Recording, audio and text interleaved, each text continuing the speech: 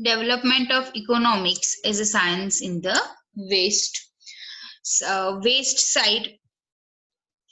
West side में जो science economics का डेवलपमेंट हुआ एज ए साइंस कैसे हुआ उसके बारे में थोड़ा लिखा है, देखते हैं।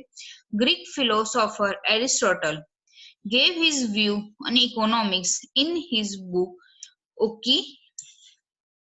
Oeconomica।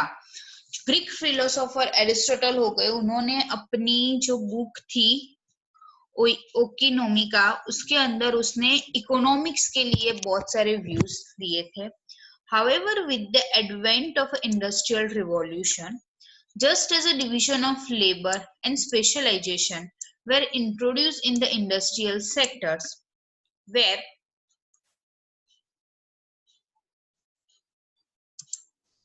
a piece of work is done by a worker or a group of workers who specialized only in that particular job.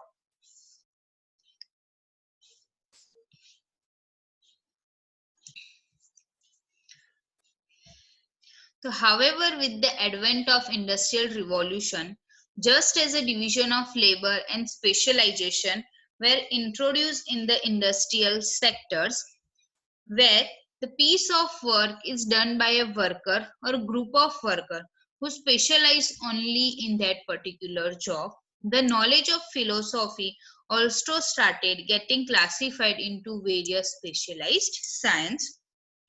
Industrial revolution हुआ, जिसके बाद हमें पता चला कि हमें लेबर और स्पेशलाइजेशन का डिवीजन करना चाहिए। इंडस्ट्रियल सेक्टर्स में फिर क्या हुआ, जो भी पर्टिकुलर वर्कर या ग्रुप ऑफ वर्कर जिसकी जो चीज में स्पेशलाइजेशन थी वही वो जॉब करता, जिसकी वजह से एक नॉलेज ऑफ फिलोसॉफी स्टार्ट हुई और हमने स्पेशलाइज्ड साइंस, दैट मीन्स कि वेरियस फील्ड में स्पेशलाइज साइंस की जरूरत हुई और स्पेशलाइज साइंस से क्लासिफाइड किया गया इंडस्ट्रियल सेक्टर को।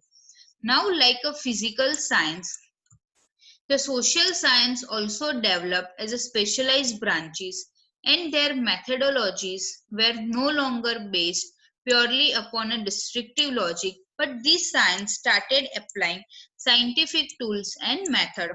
जिस तरीके से फिजिकल साइंस एक डिफरेंट सब्जेक्ट है, एक स्पेशलाइज ब्रांच है, उसी तरीके से सोशल साइंस भी एक स्पेशलाइज ब्रांच जैसे डेवलप्ड हुई।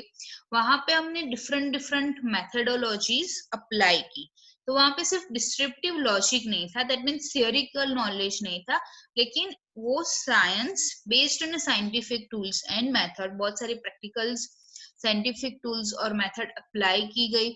उसके बाद हमने एक social science as a individual branch start की। And studying a purposeful human activity was not solely a subject matter of political or social philosophy, but it also developed as an independent science। जो human activity है उसको study करने, human activity के ऊपर जो subject बना उसको study करने के लिए सिर्फ वो पॉलिटिकल और सोशल फिलोसॉफी नहीं थी कि हम ह्यूमन एक्टिविटी को सिर्फ स्टडी करें, लेकिन वो एज ए इंडिपेंडेंट साइंस भी धीरे धीरे क्या हुआ, वो डेवलप्ड हुआ। And pondering upon the creation of wealth, Adam Smith wrote in a book 1776 a book titled An Inquiry into the Nature and Causes of Wealth of Nation, and the book is popularly known as a Wealth of Nation। With this book, Adam Smith is known to have pioneered the development of economics as a specialized area of knowledge in the West।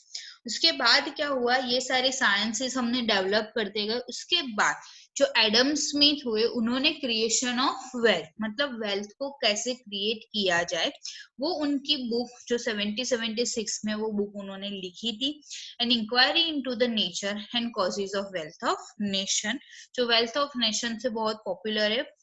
वो book में उन्होंने कैसे हम हमारी wealth को create कर सके उसके बारे में सब कुछ लिखा। और as Adam Smith is a pioneer of development of economics, तो एडम स्मिथ जो फादर बुलाए जाते हैं जिन्होंने इकोनॉमिक्स की पायोनियर लिखी, उन्होंने इकोनॉमिक्स सब्जेक्ट स्टार्ट किया और specialised area of knowledge in the west, और वेस्ट में सबसे पहले इकोनॉमिक्स स्टार्ट करने वाले ही एडम स्मिथ थे।